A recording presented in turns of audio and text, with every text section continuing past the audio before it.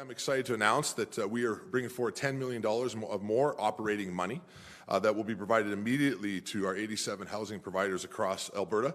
That funding will be used to address rising operating costs in their organizations, such as utilities, staffing, supplies, and other expenses that they need to be able to continue to operate their facilities and make sure that we can help care for, again, the hundreds of thousands of individuals, families, and seniors that depend on their affordable housing units to be able to survive. We are talking about other expenses, like property taxes, which we do not get impacted by as much, but others do. Other costs that we have seen increasing is the cost of utilities. I looked at our numbers, and on average, our costs have risen by between 50 to 80% from year to year.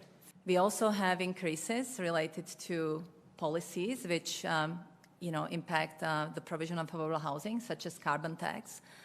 We used to pay about $5 per unit per month in carbon tax some years ago. Today, we are paying on average about $20 per month per unit.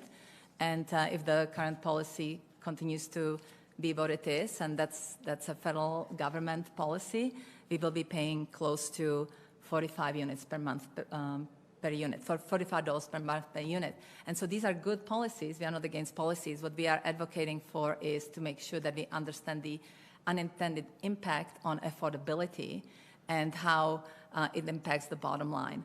Calgary is one of the only large cities anywhere in the country that is seeing the homeless population go down. That is from a tremendous amount of work through a lot of great organizations in partnership with the government who continue to address that need. Now, that said, we are seeing increased challenges, particularly in Edmonton. There are a variety of reasons for that, but that is why we're choosing to invest in unique ways to be able to do shelter different. And I think one of the things that has been underreported, that is probably need to be talked about more, is the tremendous effort that the government has done to be able to work with Indigenous communities to open up new Indigenous-run shelters, to be able to make sure culturally appropriate shelters that can help Indigenous individuals who are homeless be able to receive help from nations that are involved. And we were really excited to open up the new Enoch shelter in Edmonton the other day.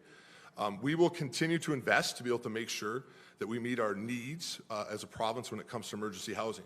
But our primary focus is what you see here today, which is continuing to build more long-term housing solutions so that individuals don't have to stay on the street and that they can go into more long-term housing solutions and have successful and productive, healthy, safe lives, which I think is the objective of our government and it is the objective of most Albertans.